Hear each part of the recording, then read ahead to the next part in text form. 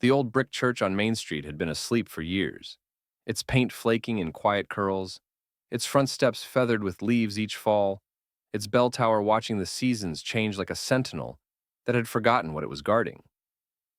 On the first Sunday of Pastor Elijah Johnson's tenure, the town woke to find the doors propped open, the windows thrown wide, and sunlight spilling through stained glass like poured honey. Elijah arrived before dawn in a navy suit that had seen ordinations and funerals, cotton soft at the elbows from years of leaning on pulpits. He parked his dusty sedan under the elm and stood for a moment in the cool blue of morning, hands in his pockets, listening. The town was a hush of distant sprinklers and the single bark of a dog somewhere beyond the square. He tilted his head up toward the bell, a bronze mouth, silent as a held breath. "Let's see if you remember how," he murmured and climbed. The narrow wooden steps wound inside the tower, the air smelling of old wood, old prayers, a faint sweetness of wax. He reached the landing where the rope waited, rough and coiled, and wrapped it in his palms. He had rung bells in churches from Birmingham to Baltimore, and always the same thought rose in him first. Bells do not argue. They do not cajole. They announce. They tell the truth of time, and sometimes, if you let them, the truth of a people. He pulled. The first stroke shuddered through the tower and into his bones, a low bronze vowel that unfurled over the roofs and the diner and the mechanic's yard like a ribbon of sound. Pigeons lifted from the slate in a soft explosion of wings. Window panes shook. The second stroke was clearer, a bright, ringing consonant. By the third, the bell was singing, measured and patient, not a scold, but a summons. Across town, the world reacted. At May's diner, steam curled off the first batch of biscuits as May paused, spatula in midair. "Well, I'll be," she said to nobody in particular. "Haven't heard that since I was a girl." She flipped a biscuit onto a tray and hummed along in a key only she could hear. On Oak Street, an 8-year-old named Tasha sat up in bed, hair a tangle, eyes wide. "Mama, is that the ice cream truck?" Her mother laughed into the pillow. "Baby, that's church." At the edge of the square, Mr. Whitaker, who was 70 and remembered how the bell had rung for weddings and victory days, stopped sweeping his sidewalk and leaned on his broom. "That old thing's still got lungs," he said, more to the elm tree than to anyone, and felt something unstick in his chest. 3 blocks away, a woman in a white robe tied her sash tighter and frowned at the window. The robe was monogrammed, the coffee cup on her nightstand the size of a small bowl. The name on the mailbox read, Whitfield. Karen lowered her voice as if someone might overhear her in the empty room. "Too early," she said, the words crisp and precise as ice cubes in a glass. She checked the clock. 7:30. She checked it again. Much too early. By the time you could taste the heat in the air, Main Street stirred. A teenager on a skateboard fish-tailed to a stop under the church steps. An older couple paused at the bottom, fingers knitted together like laces, cheeks lit by the stained glass spill. A nurse in scrubs, Zoe, her badge clipped askew from an overnight, slid into a pew near the back and closed her eyes, head tipped to the side, like someone listening to the last note of a favorite song. Inside, Elijah walked the aisles slowly, trailing his hand across the carved ends of pews, each one nicked and burnished by decades of elbows, grief, and gratitude. The sanctuary had been scrubbed clean the week before by a handful of volunteers who showed up because someone had taped a flyer to the grocery store window. New pastor, all welcome, need hands and hope. They had dusted candelabra, polished brass, and wrestled with an obstinate organ until it agreed to breathe. When they were done, Elijah had brewed coffee so strong a spoon could stand upright and told them stories. About a church that sang its way through a hurricane. About a funeral where the whole town brought pies and the bereaved ran out of forks before they ran out of love. He made people laugh. He let them cry. He learned their names and repeated them until they fit in his mouth. Now he adjusted the microphone and laid his notes on the pulpit, though he rarely needed them. The choir was small, 7 voices, one of them a teenager with a neon scrunchie. 2 of them men who had sung baritone in high school and hadn't realized how much they missed harmonizing. The organ wheezed once, indignant, then settled into a warm, round tone. People trickled in, each face that appeared in the doorway. Elijah met with an eye-crinkling smile that said, "Both I've been expecting you and thank you for surprising me anyway." The ushers, a retired teacher named Ms. Pearl and her grandson Dre, handed out bulletins with the care of people offering something fragile and true. "Pastor," Ms. Pearl whispered as she passed him, "you keep those bells at half a voice, and you'll charm half this town before lunch." "Is that right?" he whispered back. "And the other half will come for the coffee. I told them to drink it slow so their hearts don't leave their bodies." The choir rose. Elijah's chest did that old familiar lift, nerves and joy braided together, right before he stepped up to begin. He took a breath, the kind that draws in a room with it, and said, "Good morning, Maple Grove. I'm Elijah, and I'm grateful. There are first sermons that arrive like freight trains, and first sermons that arrive like rain. This one came like a porch light, soft, steady, and bright enough to see by." He told them a little about himself. Alabama-born, seminary-trained, a man who believed in potlucks and hard conversations, in scripture and shoe leather, in grace that shows up as a neighbor with jumper cables. He talked about bells and why churches ring them. Bells, he said, are not noise. They're invitation. They say, "There's a place for you." They say, "What's sacred in here is only as good as what we carry back out there." When you hear them, even if you're not a church person, I hope you think, "Somebody's praying for me. Somebody's trying." He let the words rest. "I hope you'll try with us." Heads nodded. Arms folded and then unfolded. One man stared at the ceiling as if it had a secret. Karen, who had come after all, poised on the end of a pew as if she might spring, pursed her lips and wrote something in a small leather notebook. After the benediction, the sanctuary filled with the low, pleasant thunder of people speaking in their Sunday voices. Children chased each other down the aisle until Ms. Pearl redirected them with an eyebrow. Elijah stepped down and was caught in that wonderful undertow of new congregation. Hands to shake, babies to bless, casseroles to accept, and quietly triage. "Pastor, I'm Whitaker," said the broom leaner from the sidewalk, his hand warm and papery. "My granddaddy helped pour that bell." "That right?" Elijah said, and meant it when he added, "Then I've been wringing your granddaddy's hands all morning." Whitaker laughed, a sound like a porch swing's first creak of spring. "You ring it right." Zoe from the back slipped by, touched his sleeve. "I don't do mornings," she admitted, "but that bell, it felt like somebody knew I made it through the night." "I'm glad you did," Elijah said. "Sit any time. Sleep even. God's not offended." On the church steps, a boy with a skateboard was teaching a smaller girl to balance, his palms open like a referee. May from the diner had brought a plate of biscuits, just to see if your coffee deserves them. It did. Laughter traveled in small bursts across the steps, like birds hopping between branches. And then Karen, perfume first. She climbed the 3 shallow stairs like they were steeper than they were, her smile fixed too tightly at the corners. "Pastor," she said, extending a hand, "I'm Karen Whitfield, chair of the Neighborhood Harmony Committee." He took the hand. "Ms. Whitfield, I'm glad you're here." "I'm sure you are," she said, tone airy, as if commenting on the weather. "Such a robust bell this morning." She glanced at her watch. "At 7:30. Elms carry sound," Elijah said mildly. "We can soften the clapper some. We're aiming for welcome, not alarm." "Of course," she replied. "We must be mindful of—" She swept a hand at everything. "Peace. People work. People sleep. Dogs are sensitive." She smiled a smile that showed excellent dental care. "I'm sure we can come to an understanding." "Understanding is my favorite part of harmony," Elijah said. "Next to melody." She blinked, as if he'd responded in a language she didn't speak.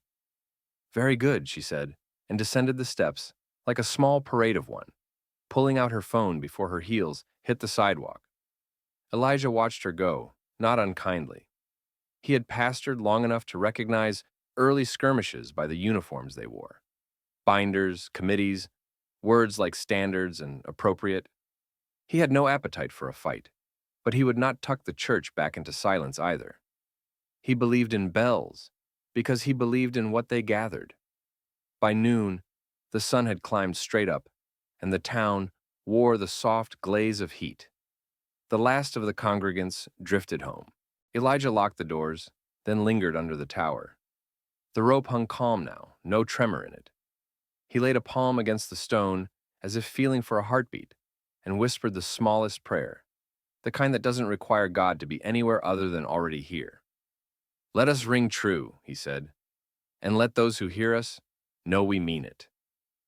Outside, Main Street exhaled into afternoon. A lawnmower sputtered to life. Someone's radio floated a Motown chorus out of a cracked garage. Over at the Whitfields, a large dog barked 3 times at nothing and then, finding no offense to prosecute, lay down in a square of sun. In the tower, quiet settled like dust that had learned how to dance. The bell waited. The rope remembered a pair of new hands. The town, some of it smiling, some of it skeptical, tilted an ear toward whatever would come next. By Monday morning, word of the church bell's return had spread across Maple Grove. Some folks mentioned it with nostalgia at the diner, others hummed its tone as they watered flowers or swept storefronts. But in the neat white house on Oak Street, Karen Whitfield sat at her kitchen table, a legal pad spread before her, scribbling in tight cursive. Noise ordinance, community standards, historic preservation codes. The bell had rung only 3 times since Elijah's first Sunday, but in Karen's mind it was already unbearable. She phoned the city clerk. "Yes, hello. Do we have a decibel limit in residential areas?" "Well, the church is within earshot of dozens of homes, including mine. It's disruptive." She tapped her pen. "Yes, I'll be filing a complaint. Immediately." That evening, as the sun dipped and fireflies began their slow ballet, Pastor Elijah sat in his office, writing thank you notes to the volunteers who had helped clean the sanctuary. The phone rang. It was the clerk, her voice weary but polite. "Pastor, we've received a complaint about your church bell. Could you keep it down?" Elijah chuckled softly. "Ma'am, it's a bell. It only knows one way to speak." "Understood," she sighed, "but the complaint's on record." Outside, Elijah could almost feel Karen's disapproval radiating through the elm trees, like a storm cloud waiting for thunder. Karen didn't stop with a single complaint. Within days, she was on a mission. Clipboard in hand, binder tucked under her arm, she marched door to door. "We all love peace and quiet," she told neighbors with her sharp smile. "Surely you agree the bell is excessive." Some signed her petition just to get her off their porch. Others refused politely, saying, "I like the sound. Reminds me of Sundays when I was a kid." Karen scribbled notes anyway, muttering under her breath. At town council meetings, she carried her binder like a weapon. "The bell violates the spirit of our noise ordinances. It disturbs dogs, babies, and working families. This is not about faith. It's about decency." Her allies, a handful of equally rigid homeowners, nodded in agreement. Meanwhile, the congregation grew. Drawn by the bell's call, more families appeared each week, filling the pews, their voices rising in hymns that spilled out the open windows. To them, the bell wasn't noise, it was welcome. Whispers spread in town. Whose Maple Grove is this? The one of rules or the one of community? The tension thickened like summer air. The council chamber was packed for the official hearing. On one side sat Karen and her supporters, faces stern, papers stacked neatly before them. On the other side sat Elijah's congregation, teachers, shopkeepers, children clutching their parents' hands. Karen rose first. "This bell is intolerable," she declared. "It disrupts our mornings, devalues our property, and sets a dangerous precedent. If one church may ring, what's to stop another from blasting horns, drums, or worse?" Her words echoed, sharp and rehearsed. Some nodded. Then Elijah stood, shoulders steady, voice calm. "The bell is not noise, it's tradition. For centuries, bells have marked weddings, funerals, hours of work and rest. They remind us we are part of something larger. When our bell rings, it says, 'You belong. You are prayed for. You are not alone.'" A murmur of agreement rippled through the crowd. The council, caught between the two camps, postponed their decision. But as people spilled into the square, the divide was clear. Some whispered that the bells were too much. Others walked taller, as if carrying the sound within them. Karen left with her binder clutched to her chest, lips thin as paper. Elijah left shaking hands, but with a shadow in his eyes. The town was no longer neutral ground. By the following week, Karen escalated again. She filed for fines against the church, citing disturbance of the peace. She even suggested police intervention if the bells rang again. In the sanctuary, Elijah met with his deacons. "Maybe we should fall silent just for now," one said anxiously. "We can't afford legal trouble." Elijah folded his hands, thinking of the elders who had built this church with their sweat, of the ancestors whose hymns once rose against chains and fire hoses. His voice was steady. "Our people were never meant to be silent. Bells are our voice, and our voice is prayer." The congregation nodded, tears shining in some eyes. They agreed the bell would not fall mute. Still, Elijah felt the weight pressing down. Karen's threats weren't just about sound, they were about erasure. That Sunday morning, he climbed the tower steps with a prayer on his lips. "Give me strength to ring truth into this town, even if some don't want to hear it." He pulled the rope. The bell answered, and this time, so did the town. When Karen heard the bell again, she stormed from her house, phone in hand, already dialing the police. But before she could reach the church, she froze. The square was full of people, not just Elijah's congregation, but dozens of townsfolk who had come with their own instruments. Children clanged pots and pans. A group of high schoolers rang small handbells, borrowed from the band room. An old man strummed a guitar, a teenager pounded a drum. Even May from the diner waved a ladle against a soup pot, grinning. The sound rose in layers, bells, strings, laughter, rolling over Maple Grove like a wave. It wasn't chaos. It was chorus. Elijah stood at the church steps, his hands folded, eyes closed, listening. The bell in the tower swung steady above him, but it was the people who made the true music. Karen shouted over the din, "This is disorder! This is lawlessness." But her voice was drowned, swept away by the tide of joy. A little girl near the fountain tugged her mother's hand. "Mama, the whole town is singing." And in that moment, it was true. Maple Grove had chosen its song. The council had no choice. With the whole town united, the petitions and fines crumbled. At the next meeting, they passed a resolution protecting the church's right to ring its bell as part of the town's cultural and historic identity. The vote was unanimous. On the following Sunday, the bell rang free. But it was no longer just the church's bell. It was the town's.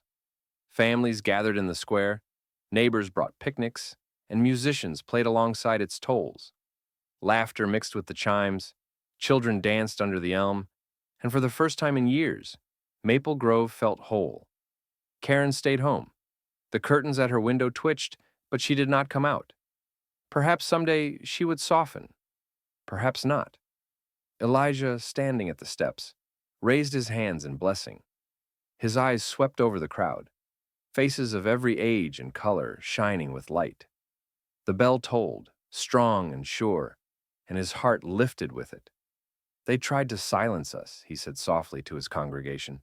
"But now the town itself is our choir." The bells rang on, rolling out over the rooftops, across fields and fences, carrying a message no complaint could ever mute: that faith, community, and hope would always be louder than fear.